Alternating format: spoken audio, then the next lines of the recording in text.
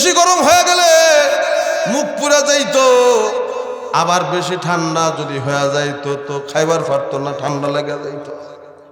এমন এক সুন্দর সুন্দর খানা খাদ্যের ব্যবস্থা আল্লাহ তাআলা করেছেন। 2 বছর পর্যন্ত মায়ের দুগ্ধ পান করার পরে যখন আর খায় না, মায়ের দুধ খায় না, তো খাবে কি? আল্লাহ কয়, আসমান থেকে আমি পানি নামাইলাম জমিনে, এই জমিন শুকায় গেছে, শুকনা জমিনে বীজ বুনবি তো বীজ হবে না, ফসল বুনবি তো গাছ লাগাবি তো গাছ হবে না।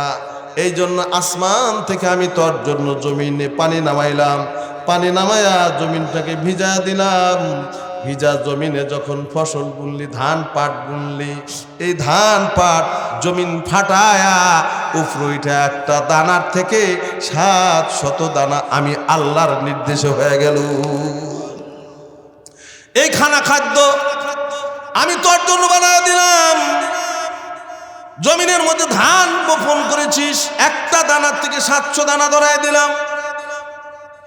এই দানা একটা প্রলেপ দিয়ে আমি ওটাকে প্যাকেট করলাম। প্যাকেট করার পরে এইটাকে আবার মাড়াই করার ব্যবস্থা করলাম।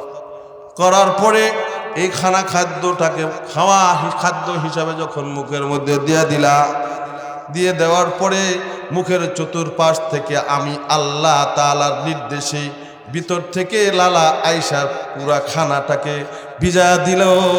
ভিজা যদি না দিত কোনো খাদ্য তুমি গলার নিচে পৌঁছাইতে পারতা না। কথা কয় না। খানা যখন মুখের মধ্যে দিচ্ছে, চতুর্দিক থেকে লালা আসা শুরু করছে। চিরা মুড়ি বিস্কুট শুকনা জিনিস খাবার খাদ্য যা কিছু খায়, খাওয়ার সঙ্গে সঙ্গে মুখের চতুর্দিক থেকে কুদরতের লালা বের করে কে? আল্লাহ তাআলা কয়, আমি চতুর্দিক থেকে লালার সৃষ্টি করে দিলাম। এই লালা তোমার চিরা মুড়ি শুকনা খাবার, ভাত রুটি গোশত যা কিছু খাও সব কিছু খানা খাদ্য ভিজা দিল। এখন তুমি গিলবার পারো। যদি তোমার চতুর্দিক থেকে লালা বের না হইতো, প্রতি লোকমাতেই তোমাকে পানি খাওয়া লাগতো, নতুবা তুমি গিলবার পারতা না। তালুতে যাইয়া তুমি অ্যাক্সিডেন্ট করে বসতা। এখন তোমার এই লালার কারণে খানাটা ভিজে গেল, গলৎকরণ করলা, স্টোমাকের মধ্যে যাওয়ার পরে আমি আল্লাহ কিন্তু আমি কুদরত থামায় রাখি নাই। চতুর্দিক থেকে কুদরতের এক গ্যাস আল্লাহ পাঠায় দিল, যেই গ্যাস লোহার পরে রাখলে লোহা ছিদ্র হয়ে যায়। আল্লাহ কয়, ওই গ্যাসটাই পাকস্থলীর স্টোমাকের মধ্যে আমি আল্লাহ তৈরি করি, যেই স্টোমাকের মধ্যে ওই গ্যাসটা তোমার খানা খাদ্যগুলা হজম করে পরিপাটি কইরা পেশাব পায়খানা রক্ত বানায়া দেয়। পেশাব পায়খানা রক্ত বানানোর পরে আমি শেষ করিনি, আমার কুদরত থামায় রাখি নাই। পেশাবের লাইনে পেশাব পাঠায় দিলাম, মলের লাইনে মল পাঠায় দিলাম, রক্তের লাইনে রক্ত পাঠায় দিলাম। এরপরে পাঠায় দিয়াও আমি আল্লাহ বৈশা থাকি নাই। আমি আল্লাহ পাক কুদরতের পক্ষ থেকে একটা চাপের সৃষ্টি তোমার পেটের মধ্যে বানায় দিলাম। সুবহানাল্লাহ। এই চাপ যদি না হইতো, পৃথিবীতে যত খানা খাদ্য খাইতো, যদি ভিতরে পেশাব পায়খানা করার চাপ উদয় না হইতো, পৃথিবীর কোনো মানুষ পেশাব পায়খানা করবার পারত না। প্রতি মুহূর্তে ঘন্টার পরে ঘন্টা যাওয়ার পরে এরপরে পেট সিজার কইরা কইরা পেশাব পায়খানা এরকম ভাবে সিজার করা লাগতো, বাইপাস করা লাগতো। ঠিক না বেটি কথা কয়? এই জন্যই আল্লাহ রাসূল কয়, এই উম্মত, পেশাব পায়খানা এক আযাবের জিনিস, কষ্টের জিনিস। এই কষ্টের জিনিস পেটের মধ্যে ছিল, এটা যদি আল্লাহ পাক চাপ সৃষ্টি না করত তাহলে কিন্তু তুমি খালাস করতে পারতা না, ফাইরা বাইর করা লাগতো। এখন যেহেতু ফাড়া লাগে নাই, সিজার করা লাগে নাই, হসপিটালে যাওয়া লাগে নাই, বাইপাস করা লাগে নাই, সিজার করা লাগে নাই, বিনা বাইপাসে বিনা সিজারে আল্লাহ পাকের পক্ষ থেকে এক চাপ সৃষ্টি হয়ে গেছে। পেশাব পায়খানা যখন করে ফেলছিস, বের হইয়া ওই মালিকের শানে প্রশংসার দোয়া কর, আলহামদুলিল্লাহিল্লাযী আযহাবা আন্নিল আযা ওয়া আফানি। আলহামদুলিল্লাহ, সুবহানাল্লাহ খান। এই জন্য রাসূল কা আলহামদুলিল্লাহ কা, একটা কষ্টদায়ক জিনিস ছিল, খালাস হয়ে গেছে, আলহামদুলিল্লাহ কা। ঘুম থেকে উঠে কি বলবি? আলহামদুলিল্লাহিল্লাযী আহইয়ানা বাদামা আমাতানা ওয়া ইলাইহিন নুশুর। ঘুমায় আছিস, এই ঘুমের মধ্যে তোর ইন্তেকাল হয়ে যাইতে পারত, কথা কয় না। ঘুমাইছিস, এই ঘুমের মধ্যে তোর ইন্তেকাল হয়ে যাইতো। আল্লাহ তাআলার কোরআনের তাফসীরের মধ্যে লেখে, ঘুম এক প্রকার মৃত্যু। এই ঘুমটা মৃত্যু স্বরূপ ধইরা নাও। এটার মধ্যে তোমার মালাকুল মউত আজরাইল আইসা যেতে পারত। যেহেতু আজরাইল আসে নাই, আজরাইল যদি আইসা যাইতো, সকাল আর কোনো দিন হইতো না, সকাল তোমার জন্য হইতো না, তোমার জন্য কবর হইয়া যাইতো। এই জন্য আমি মাঝে মাঝে বলি, ঘুম ভাঙলে সকাল, না ভাঙলেই পরকাল। ঘুম ভাঙলে কি? ঘুম ভাঙলে সকাল, না ভাঙলেই পরকাল। ঘুম ভাঙলে সকাল, না ভাঙলেই পরকাল। এত মানুষ কবরে নামাইল, এই মুরব্বীরা আমরা মিল্লা কত মানুষ যে কবরে নামাইয়া দিলাম, হাত পা বান্ধা। আমারও যে নামাইব, এই অনুভূতি, এই চিন্তা, এই চেতনা আজ পর্যন্ত জাগ্রত হইল না যে আমারও তো নামতে হবে। তা আমি একটু সূরা কেরাত মুখস্থ করি গা, আমি একটু পড়ি গা, হুজুর একটু ধরি গা, হুজুরের কাছে একটু সময় দিয়া কমস কম 10টা সূরা, এই তো হুজুর এত বলা বলে, তো 10টা সূরা একটু শিখবো, এই তো শিখি গা। এই অনুভূতি আজও ফিরে আসে নাই, ঠিক কিনা কথা কন? তো ভাবছেন, এদেশের হাজারো কওমি মাদ্রাসা হয়ে গেছে গা, হাজারো আলিয়া মাদ্রাসা হয়ে গেছে গা।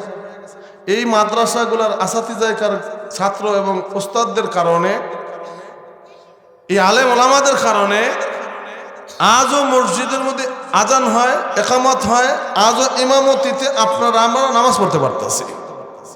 এই আলেমদের পিছনে যতটুক নামাজ পড়ছি, এই নামাজটুর হিসাব দেওয়ান লাগবো না মনে করেন। কারণ আলেমরা তো কেরাত পারে, তারা সূরা কেরাত মস্ক করছে, তাদের কেরাত সহি।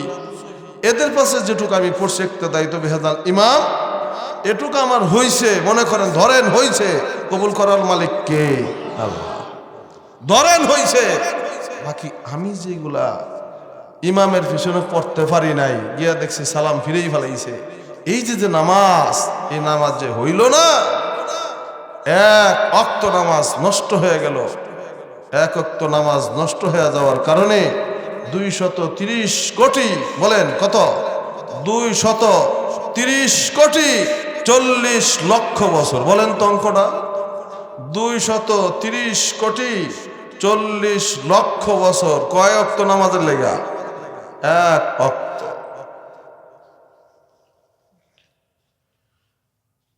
230 কোটি 40 লক্ষ বছর জাহান্নামের আযাব বাজেট হয়ে যাবে। এই জন্য পয়গম্বর সাল্লাল্লাহু আলাইহি সাল্লাম বলেন, আন্না মান হাফাযা আলা সলাহ, قال النبي صلى الله عليه وسلم أن من حافظ على الصلاة كانت له نورا وبرهانا ونجاة يوم القيامة ومن لم يحافظ عليها لم يكن له نور ولا برهان ولا نجاة وكان يوم القيامة مع فرعون وهامان وأبي بن خلف نعوذ بالله। আল্লাহ নবী সাল্লাল্লাহু আলাইহি ওয়াসাল্লাম বলেন, কোন উম্মত যদি 5 ওয়াক্ত নামাজের হেফাজত করে, যত্ন সহকারে, গুরুত্ব দিয়া নামাজটা আহমিয়াতের সাথে আদায় করে, এই নামাজ তার কবরের আলো হবে, নামাজ তার কবরের সাথী হবে। এই নামাজ তার হাসরের আদালতে তার পক্ষের দলিল হবে। এই নামাজের কারণে তার আমল নামা ডান হাতে আল্লাহ দিয়া দিবে। এই নামাজের কারণে ফুলসিরাতরা বিদ্যুতের গতিতে আল্লাহ পার করে দিবে।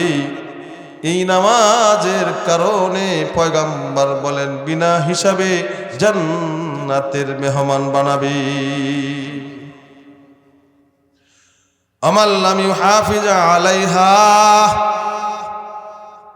পক্ষান্তরে কেউ যদি নামাজের হেফাজত না করে, লাম ইয়াকুন লাহু নূরু ওয়ালা বুরহানু ওয়ালা নাজাহ।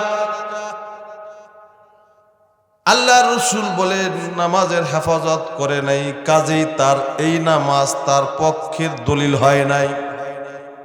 এই নামাজ পুলসিরাতে তার কবরে তার আলো হয় নাই। অন্ধকার কবর, পুলসিরাত অন্ধকার, এই অন্ধকার জায়গার মধ্যে এই নামাজ তার জন্য যেটি আলো হয় নাই, এই নামাজ তার পক্ষে সুপারিশ করে নাই। এই নামাজ তার জন্য দলিল হিসাবে ডান হাতে আমলনামা আসে নাই, বাম হাতে আমলনামা এসেছে। নাউজুবিল্লাহ। ওয়াকানা ইয়াউমাল কিয়ামাতি মা ফিরাউন হামান ওয়া ইবনে খালফ। রাসূল বলেন এই নামাজের কারণে হাসরের আদালতে এই নামাজি ফিরাউনের সাথে উঠবে, এই নামাজি হামানের সাথে হাসরে উঠবে, এই নামাজি উবাই ইবনে খালফের সাথে আসবে। নাউজুবিল্লাহ। এদের হাসর হবে ফিরাউনের সাথে, এদের হাসর হবে হামানের সাথে, এদের হাসর হবে উবাই ইবনে খালফের সাথে। আল্লাহ রাসূল হাদিসে পাকের মধ্যে বর্ণনা করতেছে। তাইলে বোঝা গেল নামাজ আদায় করেছিল, নামাজ ঠিকই পড়েছিল, কিন্তু নামাজ তার পক্ষে দলিল হইল না। নামাজ পড়েছে ঠিক, কিন্তু নামাজ তার হেফাজত না করার কারণে দলিল হয় নাই। নামাজ পড়ার পরেও তার হাসর ফিরাউনের সাথে হয়ে গেল, নামাজ পড়ার পরেও তার হাসর হামান আর উবাই ইবনে খালফের সাথে হয়ে গেল। যাদের হাসর ফিরাউনের সাথে হবে, এই মানুষ কোনোদিন জান্নাতি হইতে পারে না। এখানে আল্লাহ রাসূল কি বলছেন? আমাল লাম ইউহাফিজ আলাইহা লাম ইয়াকুন লাহু নূরু ওয়ালা বুরহান। ওখানে নামাজ ছিল, হেফাজত ছিল, এই জন্য কানাত লাহু নূর, নামাজ তার জন্য নূর হইছে। আর এই জায়গার মধ্যে নামাজ আছে, হেফাজত নাই, এই নামাজ তার জন্য নূর হয় নাই, এই নামাজ তার নাজাতের কারণ হয় নাই। নামাজ আছে বিদায় এই কথাটা বলছে। তাহলে এক গ্রুপ নামাজ পড়া বিনা হিসাবে জান্নাতে চলে যাবে, আর এক গ্রুপ নামাজ পড়ার পরেও বিপদে পড়া যাবে। ঠিক না? ঠিক কথা কর। তাহলে এই যে হাদিসের মধ্যে আসছে, এর প্রেক্ষাপটে আমরা কি আজও সূরা কেরাতটা ঠিক করে নিতে পারছি না? এই 60-70 বছর আমাদের হয়ে গেছে, সেই যেই সূরা শিখছিলাম ওই সূরা এখনো আছে। আর মা বোনদের যে সূরা কেরাতের অবস্থা, কারণ পুরুষ যারা এরা তো কমস কম 3 ওয়াক্ত নামাজে ইমাম সাহেবের সূরা ফাতিহা আর কেরাত জোরে শুনে। ঠিক না? বিধি কতক্ষণ আলহামদুলিল্লাহ সূরাটা শুনে না, এরপরে আরো কেরাত যে পড়ে শুনে না। মা বোনরা শুনতে পারে, উনি তারা তো শুনতেই পারে না। ও রাজা কয় কবে নেই, ও আর শয়তান ও নিবে না নেই। ঠিক না? এমনি কথা কন দেয় শয়তান কয় যে আমি আল্লাহর কাছে শুধু কইছি আনা খায়রুম মিনহু, আমি আদমের থেকে ভালো। খলাকতানি মিন নার ওয়া খলাকতাহু মিন তিন, আমারে বানাইছেন আগুন দিয়া আর আদমরে বানাইছেন মাটি দিয়া। এটুক ছুঁয়ে বলছেন। এটুক বলার কারণে আমার 9.5 লক্ষ বছরের ইবাদত সব গেছে। একটুক বলার কারণে 9 লক্ষ 9.5 লক্ষ বছরের ইবাদত সব কি বাজেয়াপ্ত হয়ে গেল গা, চির জাহান্নামী হয়ে গেলাম গা। তো তোরা যা খাস এত কিছু দাম কই নাই কেন? তোরা যে একামত দাস গালাগালি করিস একামতের মধ্যে, হ্যাঁ, আর সূরা কেরাত জানি কইস, ও তো আমি কই নাই, এত অশুদ্ধ কেরাত তো আমি পড়ি নাই, আমি শুধু এটুক কইছি। তাহলে মা বোনদের যে কেরাতের অবস্থা তা আরো মারাত্মক, ঠিক না? যাক আলহামদুলিল্লাহ, এখন এলাকার বিভিন্ন জায়গার মধ্যে মহিলা মাদ্রাসা হয়ে গেছে, কথা কয় না। এ মা বোনদের শেখার একটা মাওকা হয়েছে না হয় নাই? এরপরেও যদি না শিখে কি করার আছে কোন দিন? কিছু করার নাই। যেটি চলে গেছে ভালোই গেছে, যা চলে গেছে গা ভালো গেছে। আর যা আমরা আছি ধরা খাইছি, বর্ডার পার হয়ে ওপার গেছে গা, বাচ্চা গেছে গা। আর বর্ডার যারা এখন পর্যন্ত পার হইতেই নেই, আমরা ধরা খাইছি মনে করেন। এই জন্য মা বোনদের এখন সুযোগ, মহিলা মাদ্রাসা দাঁড়ে দাঁড়ে ফেরায়। এই সমস্ত মাদ্রাসা, এই যে সামনে রমজান আসতেছে, এই রমজান মাসে মা বোনরা সূরা কেরাত 10টা সূরা, সূরা ফাতিহা, আত্তাহিয়াতু, দুরূদ শরীফ, দোয়ায়ে মাসুরা, দোয়ায়ে কুনুত, যেগুলা নামাজে জরুর লাগে এইগুলা শিখা নামাজ পড়বে। নিজের নামাজের গ্যারান্টি নিজেকেই দিতে হবে, কবুল করার মালিক আল্লাহ। আমার নামাজের গ্যারান্টি আমাকে দিতে হবে, কবুল করবে কে? এক বাপ তার পোলা বিবাহ করার জন্য মেয়ে বাড়িতে আসছে, তো খানা দানা খাইছে। তো ছেলের বাপ মেয়ের বাপরে জিজ্ঞাসা করে, বিয়ায় আত্মীয় তো প্রায় হওয়ার মধ্যেই, আচ্ছা কম দিয়ে আপনার মেয়েটু কেমন? মায়ের বাপে কয়, আমি হক কথা জীবনও ছাড়ি না, আমি সামাজিক মানুষ, সমাজ নমাজ নিয়ে বিচার আচার নিয়েই থাকি। তো আমি আপনাকেও আমি হক কথাই কমু, আমার মায়ার গ্যারান্টি আমি দেই না, কেন সকালবেলা শিবস যায় সন্ধ্যায় আসে। কয় বিয়ে কোন কি? হ ভাই, আমি হক কথা কেউ ছাড়ি না, আমার মায়ার গ্যারান্টি আমি দেই না। আচ্ছা এখন কম দেখি, এই যে পোলার বাপ জিজ্ঞাসা করলো ভালো মনে কইরা, এখন মেয়ের বাপ যা শুনে দিল, পোলার বাবায় এই বউ কি পোলার লেগে গুচ্ছে নিব? কথা কন নিব না। কয়তো ঠিক আছে ভাই, খায়ালে বাইরে যাইয়া এসে কয় যে বিয়ে ঠিক আছে, যেটাই হোক আমি খবর পরামর্শ কইরা জানা মানে এই তো কইব। এই যে গেছে আর কোনো খবর নাই। এখন মাইয়ের বাপ যে সে তার মেয়ের গ্যারান্টি দেয় না, পোলার বাপ গ্যারান্টি না দিলে গ্রহণও করে না। আমাদের দেশে নামাজে দিলে জিজ্ঞাসা করবেন, চাচা ভাই নামাজ পড়ছেন যে ওই চিনি সূরা কেরাত দিয়ে হইল না তো ওই চিনি, সে কবেন বাতান করবো কি, বয়স হয়েছে বেশি, এখানে এই নামাজ যা পড়লাম হইল হইব, না হইলে না হইব। আমার মসজিদের কথা, আপনার কথা কই না কিন্তু আমার মসজিদে কয় আমারে বাজান নামাজ হইলে হইব, না হইলে না হইব, করবো কি, জীবন দা ফেলাম এ কয়। আচ্ছা আল্লাহ যদি হাসরের ময়দানে আল্লাহ যদি কয় তোর নামাজ নিলে নিলাম, না নিলে না নিলাম, ব্যস্ত দিলে দিলাম, না দিলে না দিলাম, আল্লাহ যদি এই কথা বলে আমাদের করার কি আছে বলেন? এই জন্য নিজের ইবাদতের গ্যারান্টি নিজেকেই দিতে হবে। কবুল করার মালিক আল্লাহ তাআলা, আল্লাহ রাব্বুল আলামিন। দিলের থেকে যদি ইবাদত হয়ে যায়, ওই ইবাদত আল্লাহ তাআলা কবুল করে মানুষটাকে জান্নাতি মানুষ বানায় নেয়।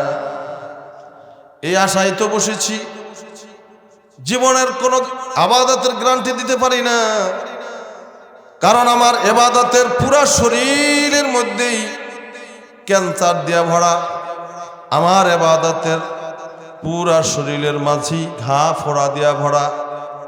এই ইবাদত নিয়ে মালিকের সামনে গেলে মালিক যদি দেখবার চায়, গোলাম সব নাজ নেয়ামত দিয়া তোরে লালন পালন করেছিলাম, 60-70 বছর জিন্দিগি আমি তোরে দিয়েছিলাম, এই জিন্দিগির ভিতরে যত ইবাদত তুই করেছিস রে গোলাম, এমন কোন ইবাদত আমার জন্য নিয়ে আসছিস ওই ইবাদত আমার সামনে একটু পেশ করে দিই।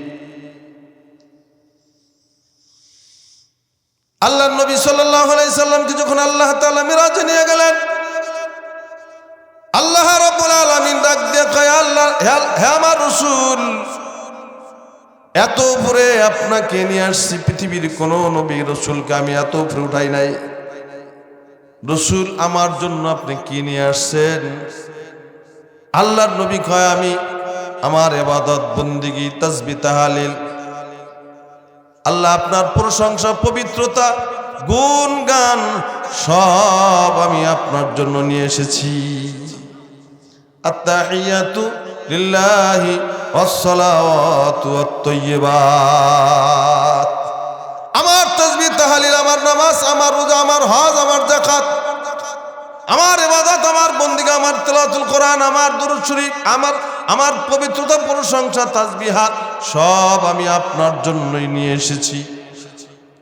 ওই সময় যদিও নামাজ রোজা ফরজ হয় নাই, কিন্তু আল্লাহর নবী এমন একটা শব্দ ব্যবহার করেছেন যেই শব্দের মধ্যে সব ইবাদত শামিল আছে। ওই পর্যন্ত যত ইবাদত তার উপরে ফরজ ছিল, সমস্ত ইবাদত সব গাঠুরি বাইন্দা আল্লাহর সামনে পেশ করে দিয়েছে। আল্লাহ রাব্বুল আলামিন বলেন, এত কিছু আমাকে দিলেন, আসসালামু আলাইকা আইয়ুহান নাবিয়্যু ওয়া রাহমাতুল্লাহি ওয়া বারাকাতুহু, হে রাসূল, বরকত, আমার রহমত, আমার শান্তি, নিরাপত্তা সব আমি আল্লাহ আপনাকে দিয়ে দিলাম। পয়গম্বরকে যেরকম ভাবে আল্লাহ তাআলা জানতে চেয়েছেন কি নিয়ে এসেছে, আমাকে যদি আল্লাহ তাআলা জিজ্ঞাসাবাদ করে, গোলাম 60-70 বছর আমি তোমার হাজারো লক্ষ কোটি নিয়ামত দিয়ে আমি তোমার লালন পালন করেছি, রাতে ঘুমায়াছিলা 5 জন ফেরেশতা দিয়ে আমি তোমারকে সারা রাত পাহারাদারি করেছি, দিনের বেলায় রাস্তায় চলছো, জমিতে চাষ করছো, জমিতে চলাফেরা করছো, জমিনের উপর দিয়ে হাঁটাহাঁটি করছো, ও গোলাম আমি 5 জন ফেরেশতা দিয়া সামনে পাশে আমি তোমার পাহারাদারি করেছি। এক বর্ণনার মধ্যে এসেছে, একজন সত্যিকারের মুমিনের হেফাজতের জন্য তার সম্মানে 360 জন ফেরেশতা লাগায় রাখছে। এক বর্ণনার মধ্যে আসছে, একজন মুমিনের 2টা চক্ষু হেফাজতের জন্য আল্লাহ 7 জন ফেরেশতা লাগায় রাখছে। সুবহানাল্লাহ। আল্লাহ রাব্বুল আলামিন গোলামকে আল্লাহ তাআলা হাজার লক্ষ কোটি নিয়ামত দিয়ে লালন পালন করে মাথার থেকে পা পর্যন্ত গোটা বডির স্ট্রাকচার আল্লাহ তৈরি করেছেন। আল্লাহ বলেন, গোলাম রে, 1 ফোঁটা নাপাক পানি দেয়া মায়ের কঠিন অন্ধকার পেটের মধ্যে আমি তরে বানাইছি। 1 ফোঁটা নাপাক পানি, যেই পানির কোনো মূল্য নাই, এই পানির থেকে তোরে মায়ের পেটের মধ্যে আমি সুন্দর সূরা দান করেছি। ফাইন্না খলাকনাকুম মিন তুরাবিন সুম্মা মিন নুতফাতিন সুম্মা মিন আলাকাতিন সুম্মা মিন মুদগাতিন মুখাল্লাকাতিন ওয়া গায়রি মুখাল্লাকা। আল্লাহ রাব্বুল আলামিন বলেন, এ গোলাম, আমি তোরে মাটির থেকে বানাইলাম। মাটির নির্যাস, মাটির উদ্গত খাদ্য খাওয়ার পরে 1 ফোঁটা নাপাক পানি মায়ের রেহেমের মধ্যে যাওয়ার পরে এটাকে 40 দিন পর্যন্ত আমি আল্লাহ তাআলা রক্ষণাবেক্ষণ করে কুদরতের নজর দিয়া এই ফোঁটা পানিটাকে আমি আল্লাহ তাআলা একটা রক্তপিণ্ডে পরিণত করে দিয়েছি। রক্তপিণ্ড যখন হয়ে গেল, এটাকে 40 দিন পর্যন্ত আমি আল্লাহ তাআলা এই তোর মার পেটের মধ্যে কুদরতের নজর মারছি। কুদরতি নজর দিয়া 40 দিন পর্যন্ত এটাকে গোশতপিণ্ড বানাইছি। এরপরে 40 দিন পরে এরপরে 40 দিনে আমি এটাকে হাড্ডি দিয়ে ছেয়েছি। হাড্ডির উপর দিয়ে আমি মাংস গোশত লেপন করেছি। 3 4 মাস 120 দিন যখন হয়ে গেছে, তাফসীরের মধ্যে আসছে একজন ফেরেশতা আল্লাহর গোলামের রূহটা দিয়া পাঠায়া দিয়েছে। 120 দিন পরে যখন ফেরেশতা মায়ের পেটের মধ্যে রূহ নিয়ে চলে আসছে, রূহ ভিতরে দিয়ে দিলে নড়াচড়া করে। ফেরেশতা আল্লাহ পাককে জিজ্ঞাসা করে মুখাল্লাকা ও গায়রে মুখাল্লাকা, মুখাল্লাকা ও গায়রে মুখাল্লাকার তাফসীরের মধ্যে লেখে ফেরেশতা ডাক দেয়া কয় আল্লাহ রূহ ফুকলেন, এটা কি বের করে দিব না রাখবো? গর্ভপাত করে দিব নাকি পেটের মধ্যে রাখবো? আল্লাহ যদি বলছেন মুখাল্লাকা, গর্ভপাত করবি না, মায়ের পেটের মধ্যে রেখে দিবি, সুবহানাল্লাহ। আই ফেরেশতা পেটের মধ্যে রেখে দিয়েছে। মুখাল্লাকা ও গায়রে মুখাল্লাকার দ্বিতীয় তাফসীরের মধ্যে লেখে এই ফেরেশতা জিজ্ঞাসা করে আল্লাহ এটাকে একটা পূর্ণাঙ্গ মানুষ বানামু নাকি অপূর্ণাঙ্গ মানুষ বানামু? এই গোলামটাকে সুন্দর দেহওয়ালা, সুন্দর সুঠাম দেহের মালিক বানামু নাকি বিকলাঙ্গ, পঙ্গু, প্রতিবন্ধী মানুষ বানায়া দিমু? মুখাল্লাকার তাফসীর, গায়রে মুখাল্লাকার তাফসীর হইল দ্বিতীয় তাফসীর হইল আল্লাহর কাছে ফেরেশতা জিজ্ঞাসা করে মালিক রে, এরা কি পূর্ণাঙ্গ মানুষ বানামু নাকি অপূর্ণাঙ্গ মানুষ বানামু? আল্লাহ যদি বলছে অপূর্ণাঙ্গ মানুষ বানায়া দে, হাত পা বাঁকা করে দিছেন, চোখ অন্ধ বানায়া দিছেন, বোবা বানায়া দিয়েছেন, হিজড়া বানায়া দিয়েছেন, হাত পা বাঁকা বানায়া দিয়েছে, মুখ চাপা বাঁকা বানায়া অপূর্ণাঙ্গ মানুষ বানায়া পৃথিবীর মধ্যে নিয়ে এসেছে, আছে না নাই? আর আল্লাহ যদি বলছে না না ফেরেশতা মুখাল্লাকা, পূর্ণাঙ্গ মানুষ বানায়া দি, তাফসীরের মধ্যে আসছে আল্লাহ তাআলার অর্ডার পাইয়া এই ফেরেশতারা দীর্ঘদিন পর্যন্ত মায়ের পেটের মধ্যে ডিউটি পালন করে। একদল ফেরেশতাকে হাত পা ধরে হাত পার আঙ্গুলগুলা ফাঁক ফাঁক করে ধরে রাখার জন্য মোতায়েন করেছি। একদল ফেরেশতাকে, একটা ফেরেশতাকে নাকের ছিদ্র ধরে রাখার জন্য ডিউটি পালন করার জন্য বলছে। একজন ফেরেশতাকে কানের ছিদ্র বন্ধ হয়ে না যায় এই জায়গার মধ্যে ডিউটি পালন করেছি। একটা ফেরেশতাকে মুখের গহ্বর বন্ধ হয়ে না যায় এই জায়গার মধ্যে ডিউটি পালন করেছি। একজন ফেরেশতা এইরকম নাকের ছিদ্র বন্ধ হয়ে না যায় এই জায়গার মধ্যে ডিউটি পালন করেছি। একজন ফেরেশতা ওই জায়গায় ডিউটি পালন করে পেশাব পায়খানার রাস্তা একাকার হয়ে না যায় এই জায়গার মধ্যে ডিউটি পালন করছে। একজন ফেরেশতা তুমি আমি হিজড়া হয়ে না যাই ওই জায়গার মধ্যে ডিউটি পালন করেছে। নাকের উচ্চতা কতটুকু হবে সেখানেও ডিউটি পালন করে, কান কতটুকু উঁচা হবে তাও ডিউটি পালন করে, মুখটা কিরকম ফেজ হবে আল্লাহর নির্দেশে তাও ডিউটি পালন করে, হাত পার সাইজ কিরকম হবে, মাথার সাইজ কিরকম হবে এখানেও ডিউটি পালন করে। এই ডিউটি পালন করে করে সুন্দর সুঠাম দেহের মানুষ বানায়া পূর্ণাঙ্গ সন্তানটাকে আল্লাহ পাক মার পেট থেকে বের করে নিয়ে এসেছে। আল্লাহ রাব্বুল আলামিন বলেন সুম্মা নুখরিজুকুম তিফলা, পৃথিবীর কোন সন্তান মার পেট থেকে আসতে চায় না, কারণ ওই জায়গার মধ্যে 10 মাস থাকছে তো মার পেটের সাথে আর একটা সম্পর্ক হয়ে গেছে। আরে এক চিল্লা 3 দিন 10 দিন কোন মানুষ যদি তবলিগের মধ্যে যায়, এক বন্ধু আর এক বন্ধু, এক সাথী আর এক সাথীর সাথে সম্পর্ক হয়ে যায়, ঠিক না বেটি কথা কন?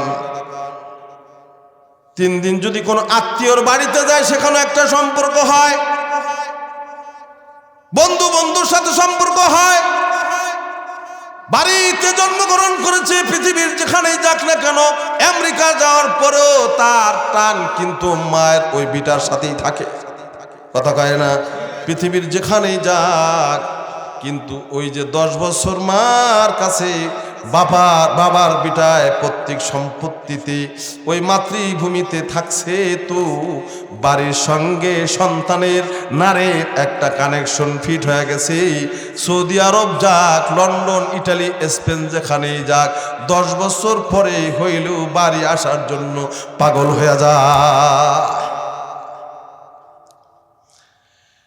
আর এই জায়গার মধ্যে থাকার পরে মাটির সাথে তো নারীর কোনো সম্পর্ক ছিল না, কিন্তু মায়ের উদর এমন এক উদর, মায়ের পেট এমন এক পেট, যেই পেটের মধ্যে মায়ের নারের সাথে সন্তানের নারের একটা কানেকশন।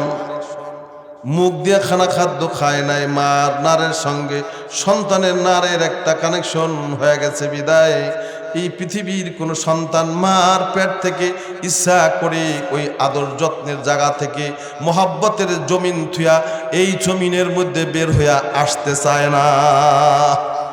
আল্লাহ বলেন নুখরিজুকুম তিফলা, আমি বের করেছি, তোরা আসতে চাস নাই। আজ পর্যন্ত কোনো কিতাবে, আজ পর্যন্ত কোনো পেপার পত্রিকায়, কোনো ঐতিহাসিকদের ঘটনায় খুঁজে পাওয়া যায় নাই অমুক সন্তান মার পেটের মধ্যে 10 বছর ছিল। এরকম কোনো খবর আজ পর্যন্ত আমাদের কানে আসে নাই। ঠিক না বেঠিক কথা কন? এই জন্য মায়ের পেটের মধ্যে ওর একটা দারুণ সম্পর্ক, পৃথিবীতে আসতে চায় না। আল্লাহ রাব্বুল আলামিন বলেন নুখরিজুকুম তিফলা, শিশু আকারে বের করেছি। সুম্মা সাবিলা ইয়াসরা, বের হওয়ার রাস্তাটা আমি আসানির সাথে তোর জন্য সহজ করে দিয়েছি।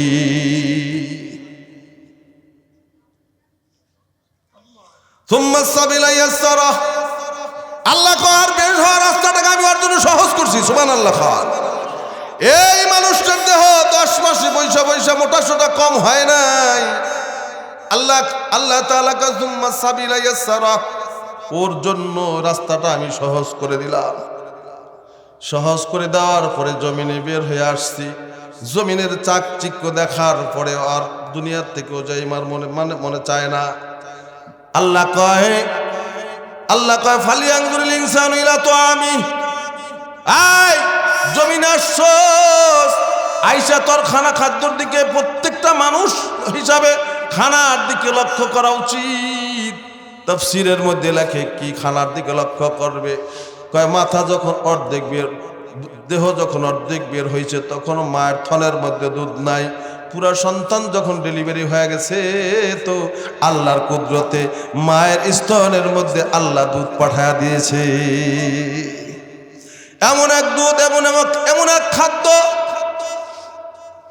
এমন এক খাদ্য খাবার আল্লাহ তাআলা ব্যবস্থা করলেন যে খাদ্য গরমও না ঠান্ডাও না। বেশি গরম হয়ে গেলে মুখ পুড়ে যাইতো, আবার বেশি ঠান্ডা যদি হয়ে যাইতো তো খাইবার পারতো না, ঠান্ডা লেগে যাইতো। এমন এক সুন্দর সুন্দর খানা খাদ্যের ব্যবস্থা আল্লাহ তাআলা করেছেন। 2 বছর পর্যন্ত মায়ের দুগ্ধ পান করার পরে যখন আর খায় না, মায়ের দুধ খায় না, তো খাবে কি?